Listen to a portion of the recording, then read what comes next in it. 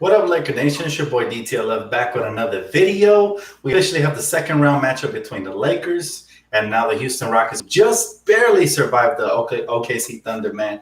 Crazy game. Just a bizarre finish, though. I was underwhelmed. I was on the edge of my seat. I was expecting a big shot, do or die type shot. And unfortunately, we didn't even get the shot in the end. But we officially have our matchup coming up Friday, game one, Lakers-Rockets. I'm not happy that we have to face the Rockets because it is truly annoying to see James Harden, Russell Westbrook, and the floppers play for potential seven games. I mean, it's really going to be 5 or 6, but it's just going to be annoying to watch them. Now, the good thing is that the officials didn't really call much of this game, so hopefully some of that officiating transfers over to our series because, man, the flopping was annoying. Did you guys see that sequence when there was just bodies falling all over the place? I hope that isn't, something to come in the next series, but dang, man, missed you guys too. Glad to be back, man. This is it's been a while since the Lakers played. It's been 6 days. Well, it's gonna be 6 days by Friday. So I was very disappointed actually that Chris Paul didn't get the ball. I was like, come on, give the ball to Chris Paul. He was literally on the sideline. Even maybe he could have hit a Derek Fisher type shot where he fades away over the defender. Remember, a 2 ties it and goes to overtime. A 3 would have won it. Personally, I would have drove a play to free him up for a 3-point shot, man. But unfortunately, I don't understand the concept of giving the ball to Steven Adams. Honestly, that's Billy Donovan looked very questionable. He's been looking very suspect since he got hired. I feel like that's part of the reason they lost KD since, Scotty Brooks got fired and they hired Billy. I never liked Billy Donovan. So if I was OKC, I'd fire him. This was some questionable coaching and really made me appreciate Frank Vogel for some of those calls. I mean, he left Steven Adams out there way too long. And this man was just basically a block in the middle. He wasn't doing anything. He was just stuck. So, tough. My thing that hurts me is that they had a chance to expose the Rockets and send them home in the first round. That would have been, criticism of epic proportions. Maybe even would have changed what the franchise does moving forward. And that would have been fun for me as a Laker fan to see them hopefully blow up that team because, again, they flop and cry too much. I'm not looking forward to the next series. However, I am looking forward to the Lakers waxing that ass. How do you guys feel about this Rockets-Lakers? I want to talk about some of the keys, man. I feel like they were really exposed in that series. Like, OKC's nice, but they're not 7 games nice. They shouldn't. If the Rockets were official, they should have, took them out earlier. So, I feel you, Lance. Look, at the end of the day, the Rockets just going to go small. AD has to feast. I think that's the main key to the whole series, man. AD has to feast. Hey, my boy Ozzy, appreciate you, bro. He said, we are supposed to be afraid of the Rockets? Absolutely not. What I mean by annoyed by the series, I mean just, man, I'm not looking forward to some of those, bogus calls that hopefully they don't get and the flopping. I don't want to see James Harden beard just all over the place, man. Just beard to the wind, you know what I'm saying? It's going to look like one of those dust, what do they call those little the things in the Wild Wild West that just roll around? That's what Harden looks like when he's flopping everywhere, man. It's annoying. But yeah, AD has to eat. That's going to be the main key. Obviously, nobody can guard LeBron. PJ Tucker's their best hope, and PJ Tucker's going to be barbecue chicken, man. LeBron has to sit on his bald forehead, just plant on it, post them up, turn around jump shots, dunk on them, all that good stuff. And, of course, our role players should step up. I'm also, I am a proponent of you live by the 3, you die by the 3. And so I believe that, Houston almost shot themselves out of this series with all those 3s they take. That's going to be key for us is how we defend the 3. We know they can get hot. We got to prevent them, man. We got to prevent them. He said, LOL, I was joking, laugh emoji. Now, I feel you, bro. I feel you, man. Appreciate you again. Look, my thing about the Rockets is it should be 5 to 6 game series, especially if we, take care of the perimeter. That's basically all they have is 3-point shooting. They're not really great slashers. They were sloppy in this one. They were missing layups left and right. All James Harden does is drive and kick. Drive and kick. He said, you're talking about tumbleweeds? James Harden is a tumbleweed. Exactly. That's what he looks like when he flops all over the dang place, man. When he flops all over the place, he looks exactly like a tumbleweed. My man Brandon, I appreciate you, bro. He said Lakers in 5. We got this, baby. Look, again, key's going to be guarding the 3-point line and feeding the beast that is Anthony Davis. And obviously LeBron's going to do his thing. But who else is going to step up for the Lakers? Is KCP going to help us stretch the floor? Because, they're going to try to swarm in the paint. And if the officials don't give us our calls, they're going to be fouling AD and stuff. So in order to open up spaces for him, we have to knock down shots early on. Now, obviously, I tell you guys, a better team, 9 times out of 10 wins in a best of 7. This series, obviously, the better team is Houston, but they almost got knocked off because, again, they don't play no defense. Surprisingly, James Harden played defense, so I got to give him props for that. But, they regularly don't play defense. And so what's going to happen is we got to just expose them position by position. Let's start with the center position. AD should play some center in this series because who they got? Robert Covington guarding them? Nah, man. We got to make them pay for Mike D'Antoni's stupid theories, and we got to take him out. My man, Ozzy, appreciate you, bro. He said Russell Westbrook can make a shot. Davis will destroy them. Russell Westbrook played good this game, but he shot them out of the game last game.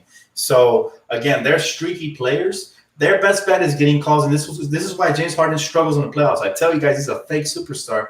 He relies a lot on officiating. When they don't give him calls, look how he struggles. So, hopefully that continues because we all know they like to BS our Lakers. We all know when we play them, they get all kinds of crazy, like you can't even stare at them dirty because they're going to get a flagrant or something. At the end of the day, look, he said, who will defend Harden? Easy. We can start by throwing KCP out on him, then Danny Green. If they get cooked, now you got to think about putting LeBron a little bit on him. LeBron can put the clamps on anybody. He's proven it again. And then even AD is going to be able to switch out. We have plenty of defenders. My thing is don't bite on the pump fakes. We all know James Harden loves to pump fake. He likes to point his beard upwards and pump fake and all that crazy stuff. We got to make sure that our feet are planted on the ground and make them take contested, hard three-point shots. Again, they're going to hit some of those, but they're also going to shoot themselves out of games. And the difference is going to be that they don't have an interior presence. We should dominate all game long. And remember, when the game slows down in a 7-game series, again, they could get off in the first game, but then we will adjust and we will do the same thing we did to Damian Lillard. Get the ball out of his hands early and force him to take contested shots late in the shot clock. So those are all keys, man, to beating this team. I think it should be. I would love it if it was a sweep, but nothing's a sweep anymore. The NBA needs money, obviously, so they're going to give them some calls and some crucial plays. Hopefully we don't self-destruct any games, and who knows? He said, lucky Laker jacket for game 1 only. You know what? I might just do that. I haven't brought it out, but again, I don't feel like we need it. I'm saving it for the finals because I want it to truly work. I realize that when I save it and then I bring it out for special occasions like the draft, you know what I'm saying? But I'm truly confident in this team that I feel like I won't have to whip it out till the finals. So that's why I didn't even whip it out in the first round. If you guys noticed, like I haven't touched it, nothing, man. I don't want to wear out its magic. Those of you that have been here with me for a long time know just how legit this jacket is. It's been so clutch for us throughout the years, man. I didn't believe it at first, but I remember the first time I took it to a Laker game and we won. We were losing and I had the jacket on the side of the chair, and I started getting chilly. I threw it on, started clutching on tight to it as I got nervous, and I noticed good plays were happening. I kid you not, this is a true story. So ever since then, it's been my lucky Laker jacket, and it has come through in the draft when we've been on the verge of losing our pick many times. It's come through in clutch, crucial games, so you guys know. And I see the hashtag save the jacket, bro. I will. Unless for some crazy reason we tie up the series like 2-2 or something, I'm not bringing it out.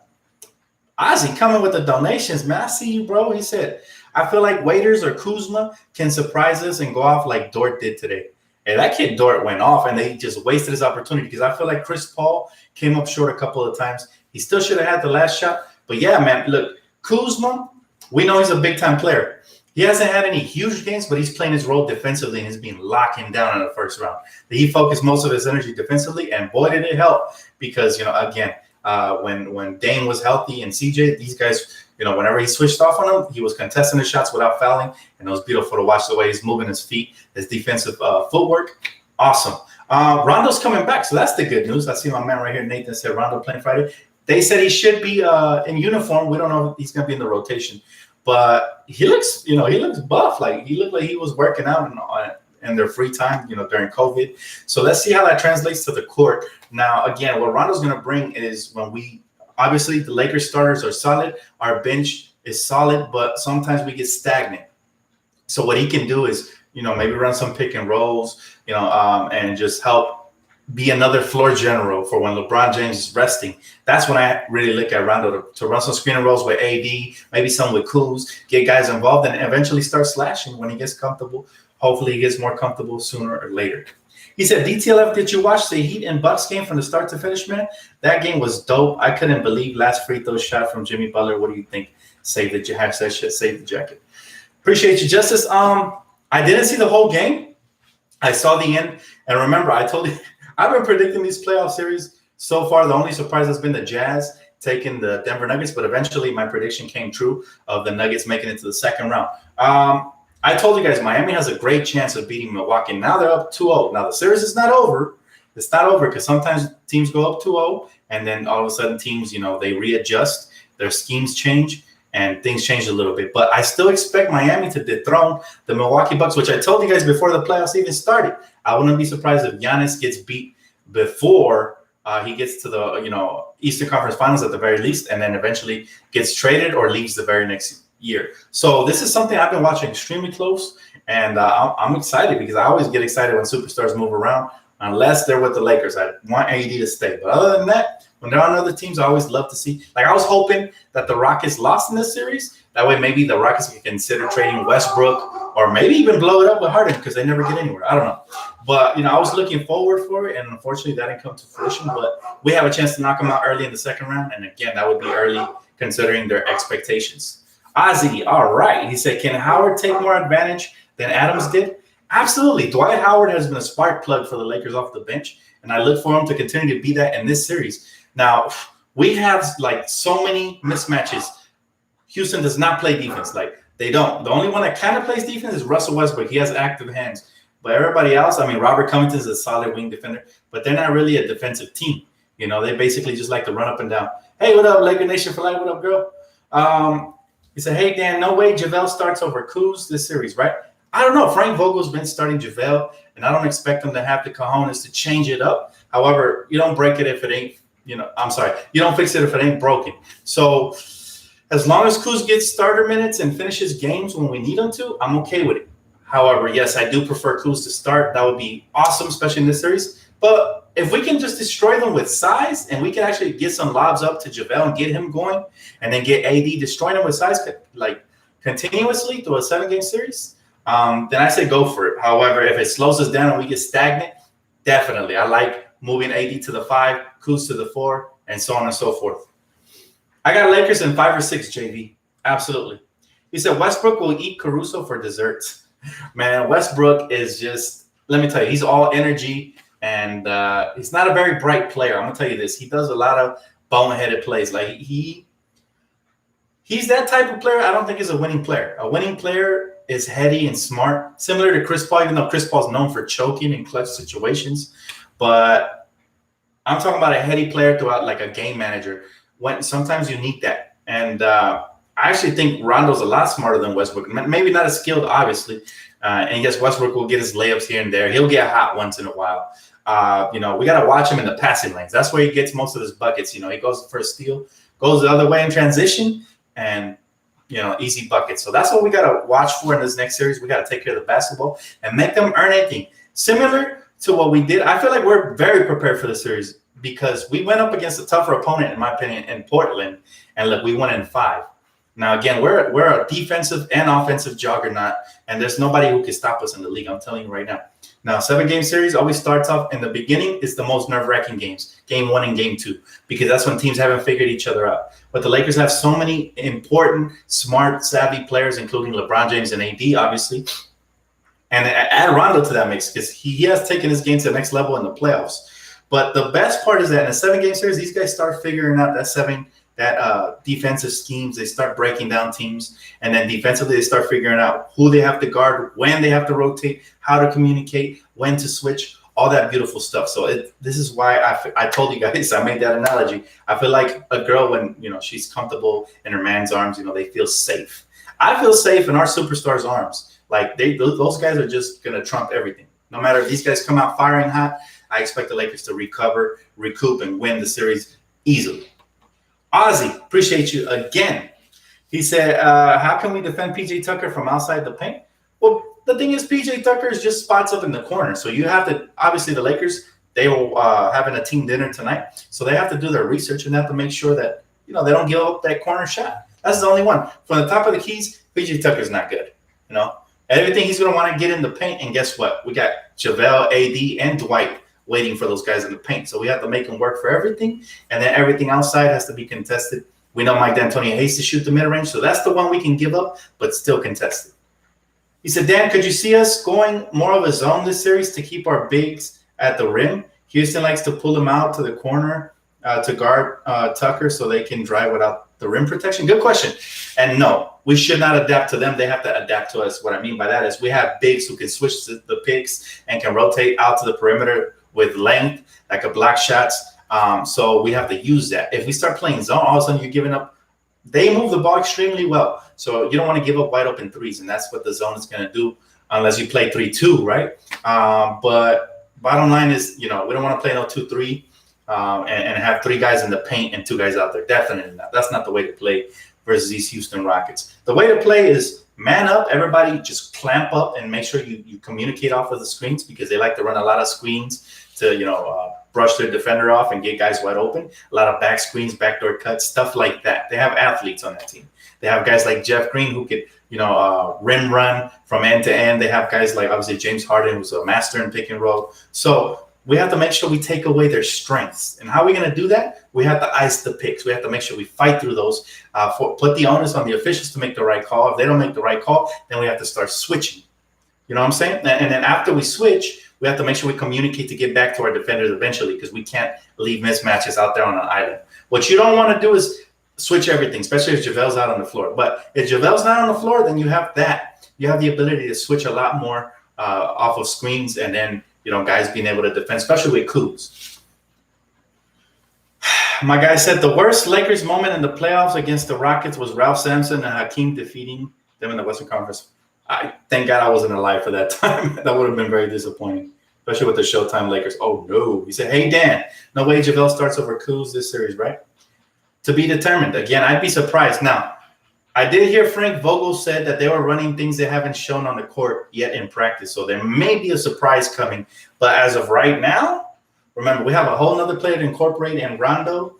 I have no idea what Frank's going to do. However, we have the versatility, and Frank has all the tools to make the proper adjustments. Again, the biggest question mark is game one. Game one, they may surprise us because they're going to come out here, nothing to lose game one. Nobody's lost a game yet, and that's when they play the most fearless brand of basketball. That's when guys like James Harden and Russell Westbrook get off. Now, as the series progresses, you saw, same thing we did with CJ and Dame. We started taking away their strengths little by little. We took away one thing, then we took away another. And we took away another, then we took away another. And eventually, they were basically not knocking down shots. They were shooting contested jumpers. And the ones that they were hitting, good shot. But they were low percentage baskets. And that's what you want to do with both Russell Westbrook, because we know he's a bonehead. We know he's going to jack up crazy stuff. And God forbid it goes in.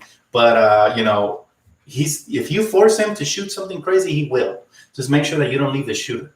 We got to make sure we play contested one-on-one man defense. And then, obviously, if we have to rotate, obviously, let's say Danny Green's guarding Russ and he keeps getting destroyed, everybody has to rotate over. It's like clockwork. Everybody has to move with the defense and make sure that we contest every single play.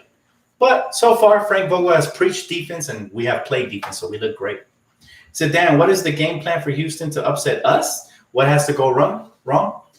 I'll tell you what has to go wrong. Everything. They need a perfect storm to beat us. They need AD not to show up, LeBron not to show up. I'm not going to mention the other one, but I think you know what it is, right? Well, I'll say it. I'm not going to jinx injuries. They will need injuries to go their way. They will need, our role players not to show up. They will need our coach to make boneheaded calls during the game. Like, they will need all kinds of a perfect storm. Basically, how we self-destructed in game one of the Portland series, and after that, we never looked back. And obviously, they're going to need some officiating help. They need everything, and they're not going to get it. They're not going to get it because LeBron's on a mission, man. He's turned it on. He's in playoff mode. AD, he's in playoff mode. You see these guys dropping monster numbers? They're not joking, man. This is our year. And so all we need is other role players to step up, and this should be easy. As he said, the refs have been soft in the playoffs.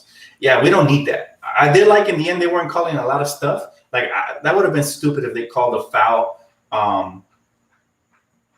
Actually, they did call the foul. Huh? That was soft, actually. Never mind. They did call the foul at the end of the game. I thought that was soft. It's like, let them play, man. Let them play. Don't call that foul. But Gallinari, poetic justice, he missed the free throw.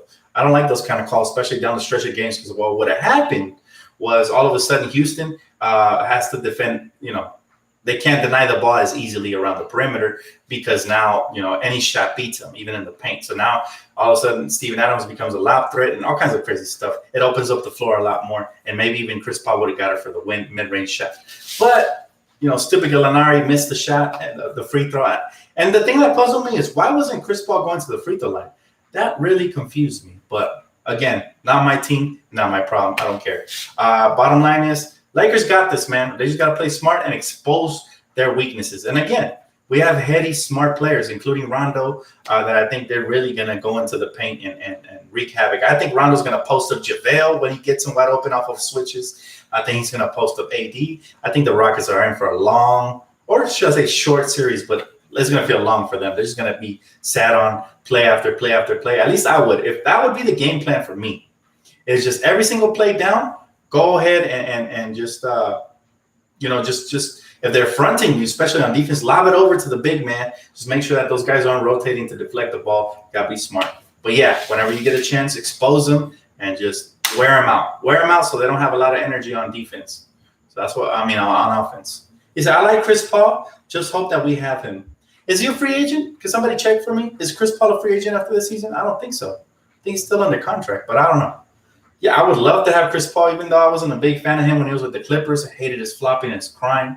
I definitely hated his flopping and his crying with the Rockets, but he gained my respect with what he did with the Thunder back, I used to love him when he was with Charlotte. I feel like his career went to crap when the Clippers stole him from us. So it's unfortunate, but that franchise, it's a soul sucker. They basically just sell tickets, and they sell wolf tickets because they sell their 5-minute fans on the fact that they're supposedly going to win a championship, they just waste players' careers, and then they ship them off to basketball Siberia in Detroit. So again, that's the Clippers for you. And they did it to Chris Paul. They basically, they treated Chris Paul like a lemon. They took out all the juice and then just threw him out, to the wolves when they were done. That's what they do. He said he'll be a free agent in 10 more years. That's what I thought. Yeah, he's under contract. Dan, do you think we're in trouble since we don't have a defender like Dort? Nah, man. Our team defense has been exceptional. Our offense needs a little work. When we get off early, we automatically win games. Now, we struggle when we get off to a slow first half. Like, that is my nightmare. Every time we come out and we look lethargic and we come out here looking like zombies, like we don't want it, and then we try to turn it on the second half, we win those games, but that's a bad habit I've been trying to shed since, like, the first part of the season.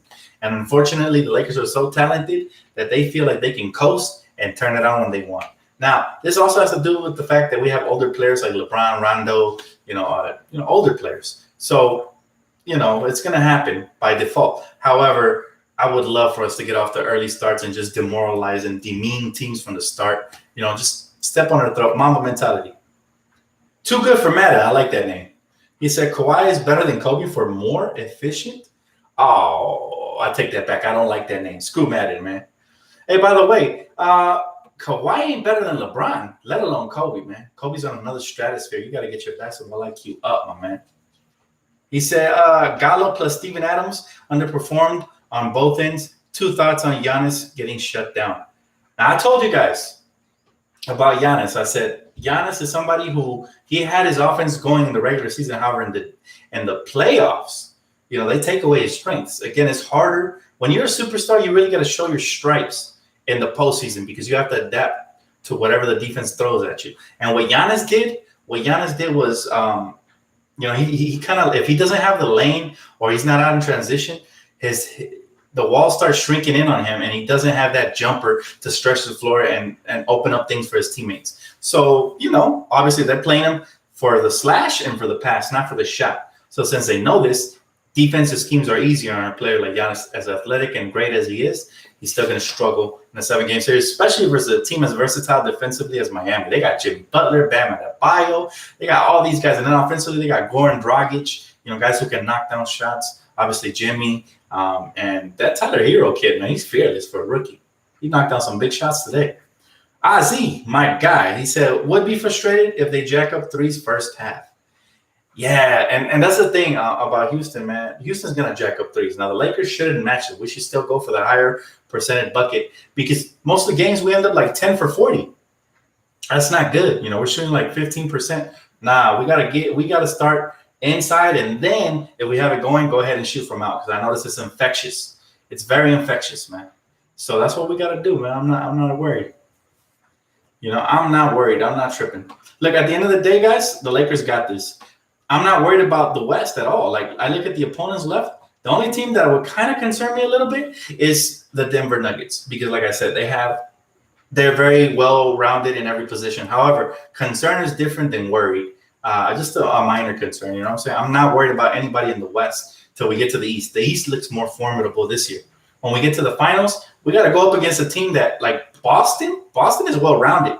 I don't think analysts give Boston enough respect, and I hate Boston, but they're well-rounded. I respect their team build more than the Clippers team build. Like, the Clippers have holes all over the place, especially in the paint. So obviously, Clippers weakness, Denver, they don't have as many weaknesses, but they do have some. I think Jokic can be soft in the paint as well. And if their perimeter shots aren't falling, they struggle. Like, they barely got past Utah, but still, Utah played a lot better than I thought. Who else in the East? Toronto's actually, they're a team that has given us matchup problems through the season, but I expect it'll be a lot easier if they somehow got lucky and made it to the finals, which at this point, I think Boston's going to advance. They look deeper, man. And I thought Toronto could be a dark horse, but dark horse is a lot different than favorite. I think it's going to be Boston Lakers again, man. It's going to be Boston Lakers again. And that Boston team is very capable of taking us to 6 or 7. I'm telling you this right now, because Jason Tatum, look, I hated on him early in his career because he's a Celtic, obviously, but I always respected his game. However, he has taken his game to almost if not superstar level, almost superstar level. He's up there for sure.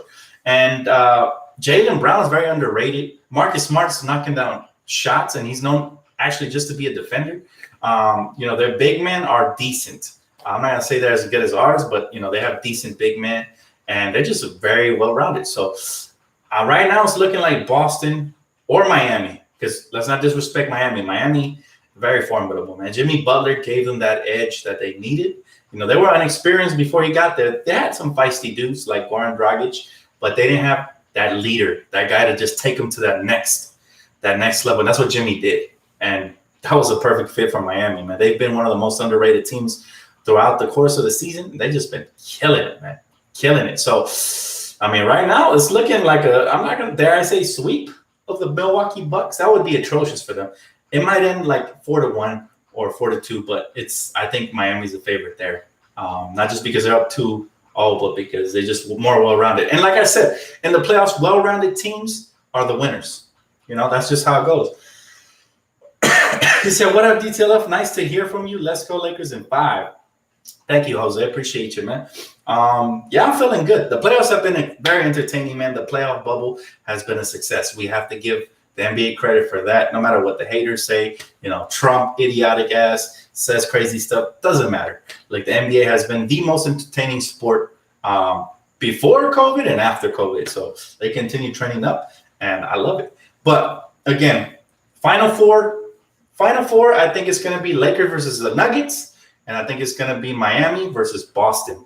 And obviously Lakers finals, and then I think it's going to be Boston finals. It's starting to look like Boston, although I would not be surprised if Miami takes it.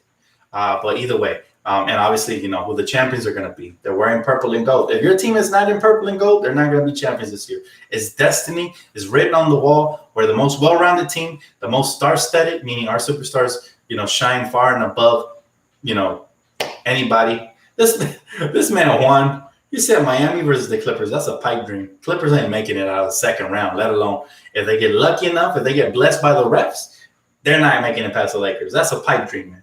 But hey, it's good to dream, right? If you're a dreamer, go for it. He said, Dan, if the Lakers sweep Houston, we need a mid-playoff wrap. I'd do that. That's a bet. I'll definitely do that. The Lakers, By the way, I'm upgrading my studio, and I'm going to tell you, man, mixtape on the way. Shout out to my boy Lonnie. Mixtape on the way. Me and Lonnie. He said the Houston Rockets going to win? That's funny. That's hilarious. Nah, man, you guys don't play defense, and defense wins championships. So you guys aren't winning anything. Look, congratulations. They killed themselves to get killed in the next round. So that's just how it's going to be. Ozzy, he said, do you expect AD to have a crazy first game? You know what? I expect AD to dominate all but maybe one game. I'll give him a pass for one game. But he's a dog. I expect them to be dropping 30s and 40s consistently throughout the course of this series, no matter how long it is. I'll give them like a 1-game pass because superstars have their, they have their little flounder games where they just disappear. But all in all, I think, Lakers in 5 or 6. 6 worst case scenario, 5 best case scenario. Hey, what up, T? Good to see you. Harden got the huge block on Dort, but Adams was wide open in the paint. Harden played defense for the first time in his career. No, I'm just playing. No, but he played defense. I got to give him props. Last possession, he showed his start. Like, he didn't shine offensively at all. Like, he was garbage offensively. But when you're a superstar, you got to find a way to impact the game at another level. And he did that tonight. So he said, who the Clippers gonna stop Murray? Nobody. And Jokic, I'm looking at Jokic. You seen him hit the game winner in the last game 7. That guy is clutch, man.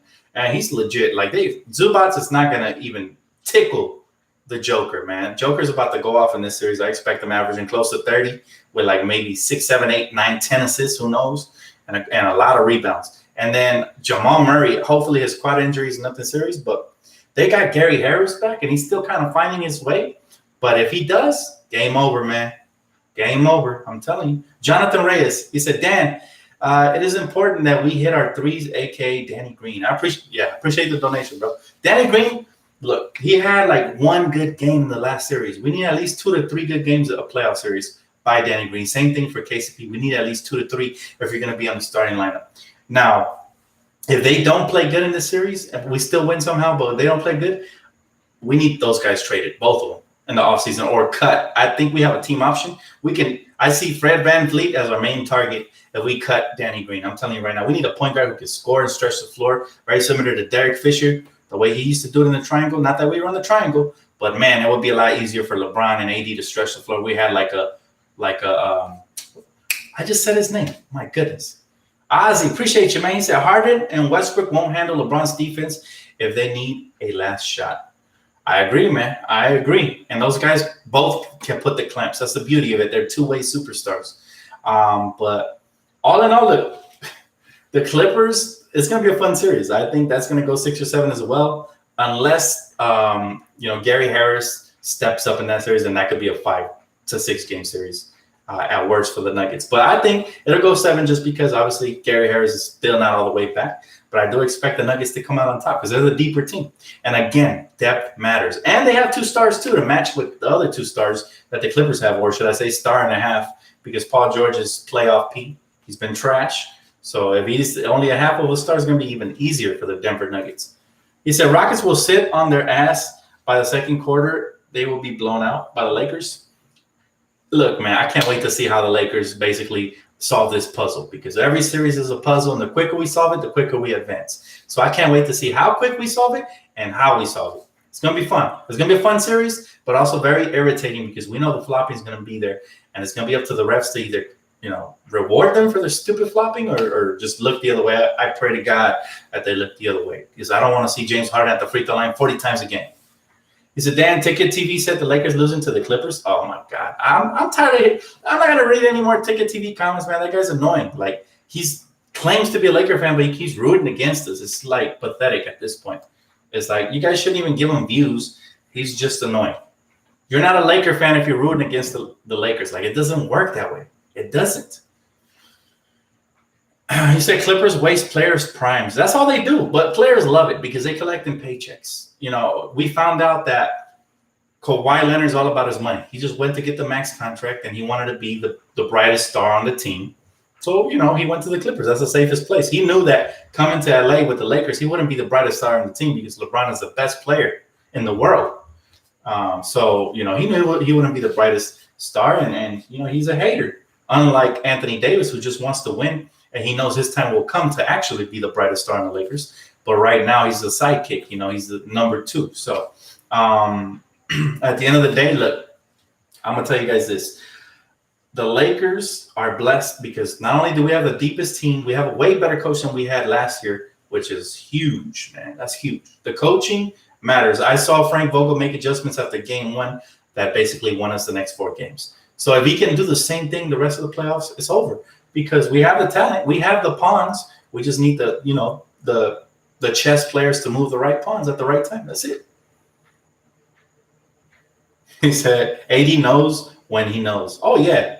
AD's going to be the superstar for the Lakers for years to come as soon as LeBron James no longer has the same talent. Like, he's still going to be on the team probably. You know, I hope and I pray that LeBron retires a Laker because I would hate for him to go be a journeyman somewhere else, like in some horrible place like Cleveland or, you know, somewhere where it's just not fun. He has his house here, his family's here. So, you know what I'm saying? Like, at the end of the day, LeBron deserves to retire in a good place in LA, beautiful city of Los Angeles, where the stars shine and he's the brightest. So that's good. But AD knows that LeBron James' father time is knocking. It could be a year from now, it could be next year, it could be 2 years from now. But as soon as that happens, AD is going to be the brightest star in LA, and he's in his prime, man. People forget he's only 27. He's 2 years younger than me. I feel old. He's 2 years younger than me, man. Anthony Davis. So he's still a young kid, and he's going to be dominating for years to come. Now, I'm just happy that it's going to be with the Lakers. You know what I'm saying? And then the beautiful part is going to be finding another running mate for him when LeBron James does retire. That's going to be the most exciting part. Who's going to be that second superstar that's going to step up and help him win even more championships? And he knows he's with the right organization that's going to put him in that position. You know what I'm saying? That's all that matters. He's in the right place. He basically hit gold. You know what I'm saying? He won the lottery when he got traded to the Lakers. There's no better franchise, no better organization, no better city that's going to put you in place to win, to shine, to get all your endorsements and the best fans in the world and the beautiful weather, everything. It's like perfect storm for AD, and he knows it. So he ain't going anywhere. He said, hey, Dan, when do you think what? Hold up. I see some brooms right there. He said, hey, Dan, when do you think they about to salute? Oh, they're going to put a statue of Kobe? Okay. My bad. You know what? And maybe as soon as next year, he deserves it, man. It needs to be up there ASAP. We need one of Kobe. Hey, you know what's crazy, by the way, talking about Kobe, man, I just realized how much my life revolves around Kobe Bryant. Like, since I was young, he's the one who got me into basketball. My credit card expiration date that I just got, a renewed one, is 8/24. Isn't that crazy? And then I just realized all these years, I didn't even notice, guys. I didn't even notice. My mailbox number is 81. Like, all these numbers always in correlation with Kobe Bryant. Like, that's my GOAT, and I'm his disciple.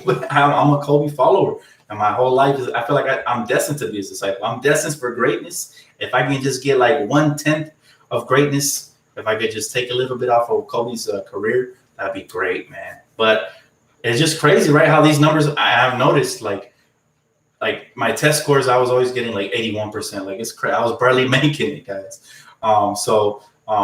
My whole life I've noticed it's been like revolved around Kobe type numbers, and it's just, and I've been living in here for over 10 years. So imagine that. Imagine my mailbox being 81 for over 10 years. Like, it's crazy.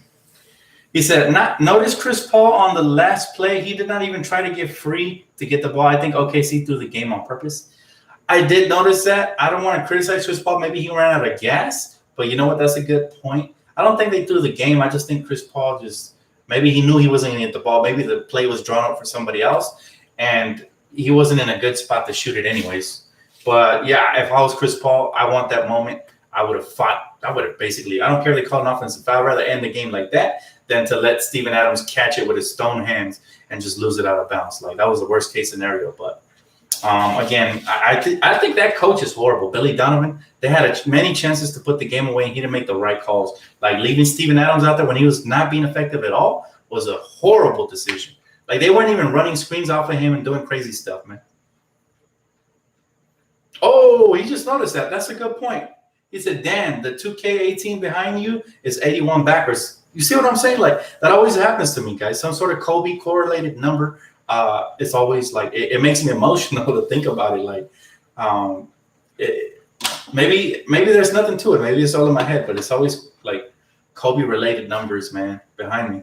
Numerology. There you go. He said, do you think we should go to the post and kick out, make them adapt to us? This will also make them tired on the other end. Absolutely. We have to expose them in the weakness. They decided to go small. I think that was a stupid decision. They were better off with Clint or trading for another big man. But yeah, I think we're going to expose him in every single way. James Harden can't defend either, so I expect whoever he's guarding just to go right at his chest. Don't let that little block shot fool you.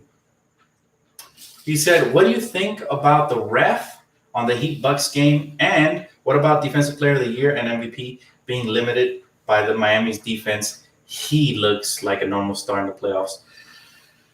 Well, I'm going to say this, man. I'm going to keep it 100%. I'm going to take off my Laker fan cap, and I'm going to talk to you as a basketball fan.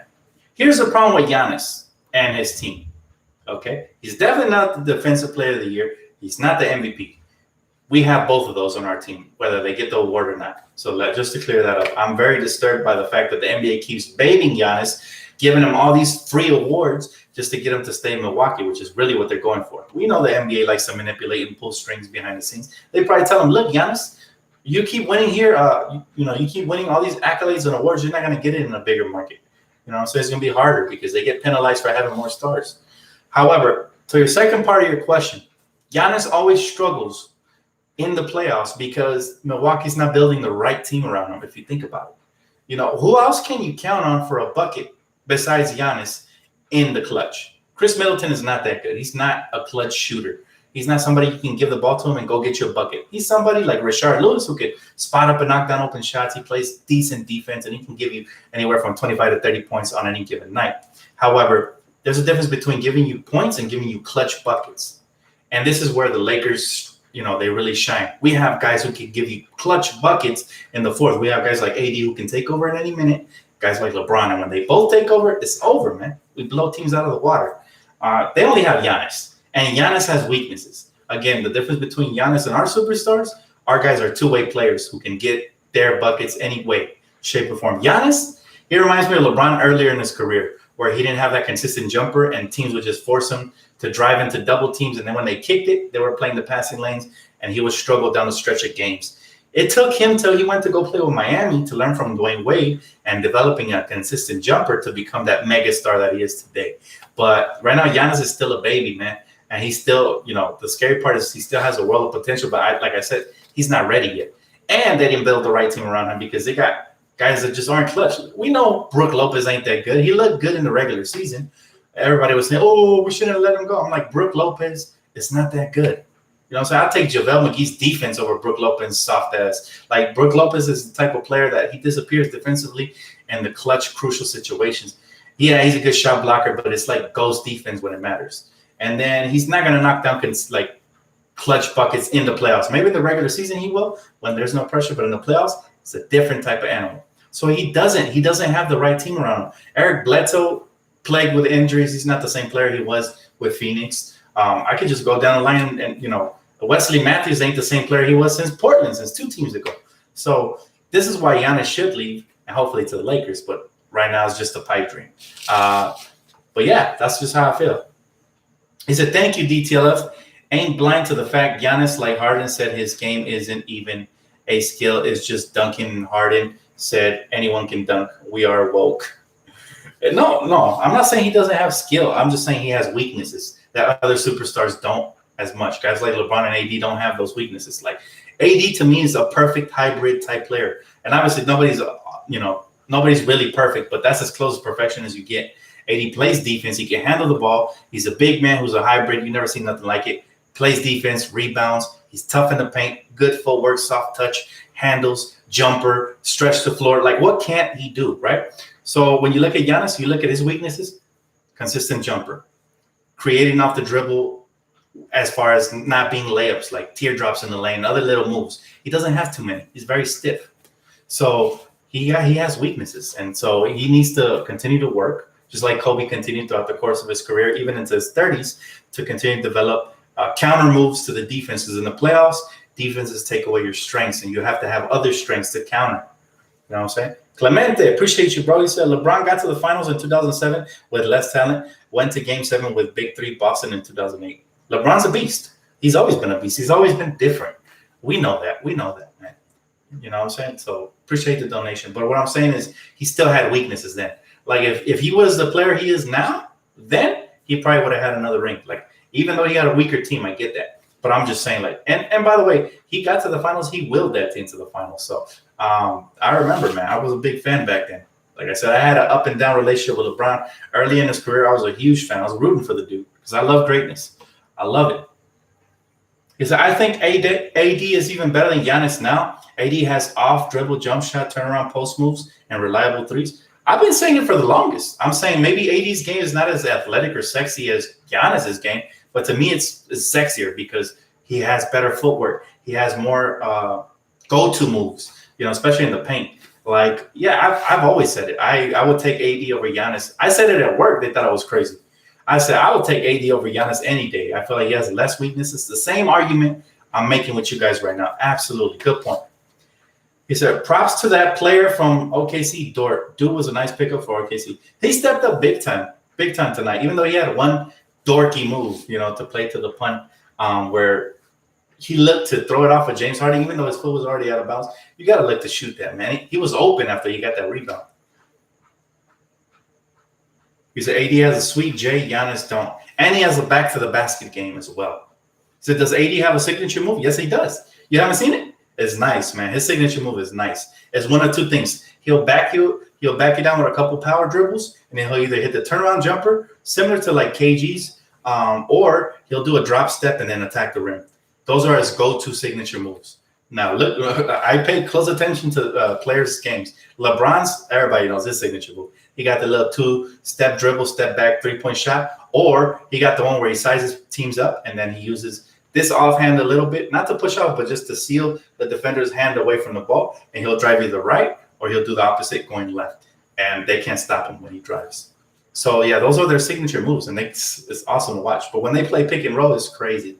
I want to see more pick and rolls between the two because those guys are just phenomenal when you put them in screen and rolls. Their court vision, LeBron especially, and AD's ability to move without the basketball with a purpose and just catch and score is just insane. He said, Andrew, is it Beetle or Beatty? Appreciate the donation, bro. He said, replace AD with prime Lakers Shaq. Do they lose another game in the playoffs? Now, I'm going to tell you this, and it's going to be very controversial because I love me the Big Diesel. Big Diesel was the most dominant player that I've ever seen in the NBA ever, and I love him, and he has a place in greatness for the Lakers. But we've never seen a big man with the skill set of AD who can dribble, shoot, hit his free throws, which is crucial. Now, he had one game where he couldn't hit nothing, but other than that, it's crucial in the playoffs because they can't foul him. There's no hack-a-shack. That man had a weakness, and that was free throw shooting. And again, so I've never seen a hybrid player like AD who doesn't have a weakness. I think we take his greatness for granted because he's been in a joke of a franchise for all of his career, and he finally got to the real deal. So you officially start judging him from this year. And so far, he's passed the eye test with flying colors. So what I'm telling you is, as great as that man is, I've never seen a player like AD before. He's a hybrid. Obviously, AD's not as dominant, or is he? I'm saying, man, food for thought. AD dominates in a more finesseful way with footwork, soft touch. This man, back you down, dunk on you, hook shot, everything. Catching lobs, defensive beast, never disrespecting Shaq. It's not a diss to Shaq, but it's a praise to AD. I feel like he gets taken for granted too often, and he's just a great, great big. I'm telling you right now, he's going to go down as one of the best, man, ever. Not just on the Lakers, but ever. So we have one of the best ever. Think about it. When was the last time you could talk about a big man who can do what Anthony Davis could? Oh, wait. I mean, same applies for Shaq as far as dominance goes. But like I said, this man had a weakness, and that was free throw shooting. AD does not have a weakness. Literally. Doesn't have a weakness. So, I mean, I could sit here and wait. The closest thing to AD was KG, but KG didn't have handles like AD. You know what I'm saying? He had the defense and the offense and the back-to-the-basket game and the passing, but he didn't have the handle. The three-point shot wasn't as good as AD's. All of that. He said AD can't pass well? I don't know what AD you've been watching. The AD I've been watching has even court vision. You didn't remember earlier in the season there was a play where LeBron cut backdoor, and this man hit a pinpoint perfect pass through the defenders, bounce pass, fundamentally safe. So I don't know what AD you're talking about, but it ain't my AD because our Anthony Davis can definitely pass. He doesn't have a weakness. My man said Pau Gasol. Pau Gasol was great.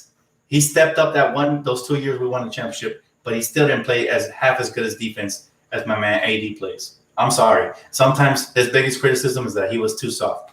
We can't say that about AD. Only haters or people with low basketball IQ say AD is soft. But let's be real. AD doesn't have a weakness. Pau Gasol, you're right. Skill set, versatility-wise, he's the closest. But still, defensively, I'm taking AD. Athleticism, I'm taking AD. You know, there's still other levels, man.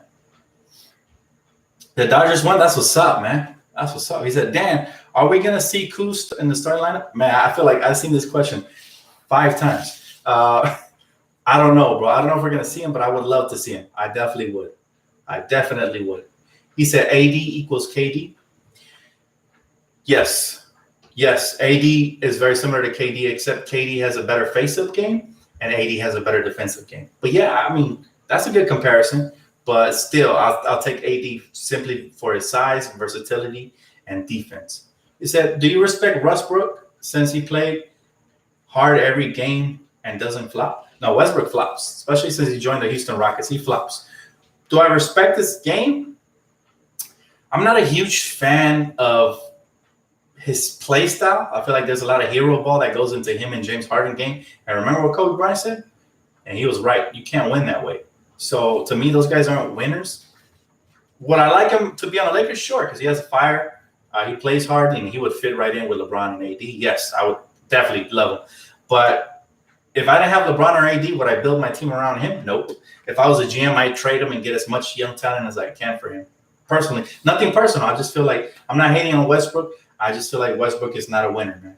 And what I mean by that, he doesn't make game-winning plays down the stretch of games. We've seen it time and time again. He makes a boneheaded play, a boneheaded pass, a boneheaded jumper, something ridiculous. And I feel like, yeah, he's hit those in his career, but very far few and in between.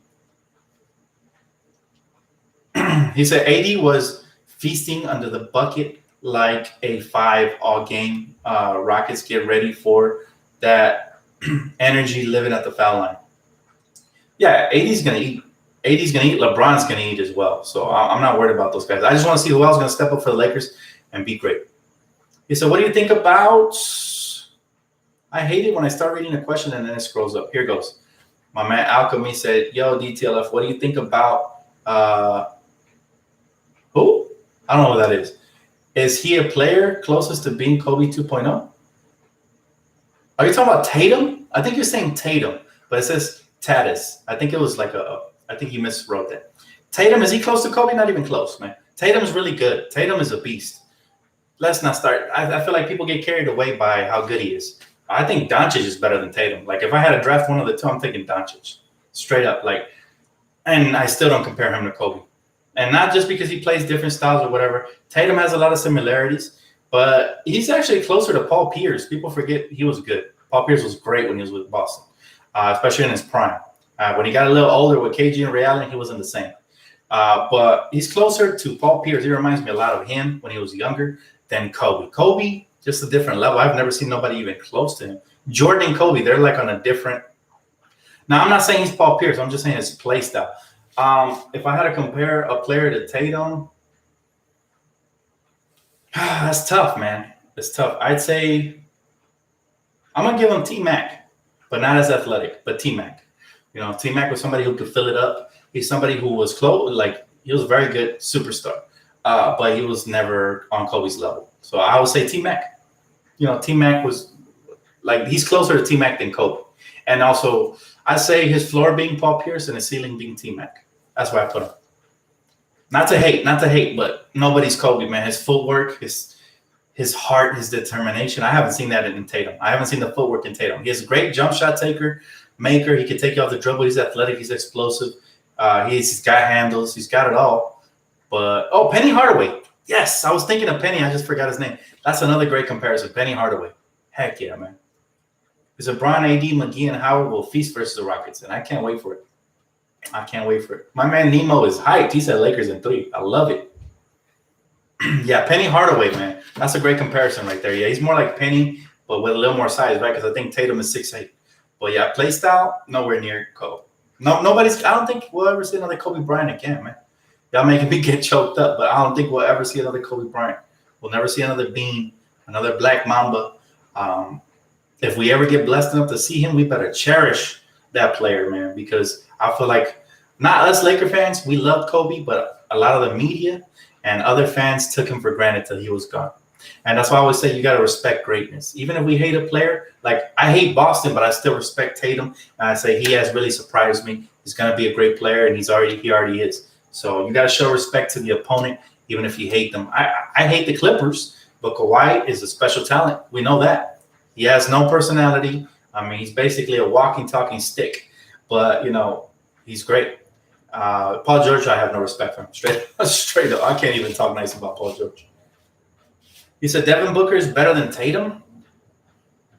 Ooh, he wants to start a war. I see you, Art of War. I see you, bro.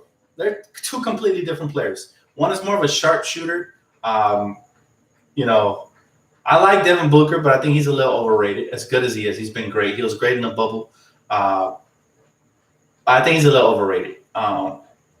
People talk about Booker like he's, I don't know, one of the greats. He's not there yet. He hasn't accomplished a single thing. To me, what you accomplish in the postseason really defines who you are as a player. And not a knock against him because he's never been into the postseason, but I still haven't seen enough for me to put him up there. Tatum's already been to a postseason and he's done damage. So I as of right now, I'm putting Tatum above Devin Booker. But nice try, Art of War. I see what you did there. My man starting a debate. He's trying to start a 1st and 10 type debate. I see you, bro. First take. He said, Dan, CP3 is afraid of Rondo. That's why he choked in the final seconds. You guys are savages, man. I actually feel for Chris Paul, man. I feel for him. His career was robbed by the commissioner. Rest in peace, the commissioner. Obviously, he's gone. So I'm not going to talk smack about him anymore. But, he was robbed of a career. But anyways, guys, this was a great video, man. I love talking basketball with you guys. You guys are some of the most knowledgeable fans that I know personally, so I'm glad you guys are on my corner. Appreciate you guys. Don't forget to smash the like button, man. Thank you guys all for the donations. My man Ozzy dropped a couple of them, man. So I appreciate you, all you guys, man. Thank you so much. I'll be covering the pregame starting on Friday. And like I said, I'm going to pick one of those games just to stream the whole game and come with a live game commentary and watch the game with you guys because you guys deserve it, man. You guys are truly the best. Matter of fact, do me a favor. Yes, we got about 300 people in here. If we can get 300 likes, I'm doing game 1. I'm going to do it live. Game 1 of the Rockets versus Lakers. So it's the People's Channel. If you guys drop a like on this channel, give me what I need. I give you what you need. Just like that. All right, guys. Thank you so much for tuning in. If you already haven't considered subscribing, please do it. And I'll catch you guys on the next one. Peace out.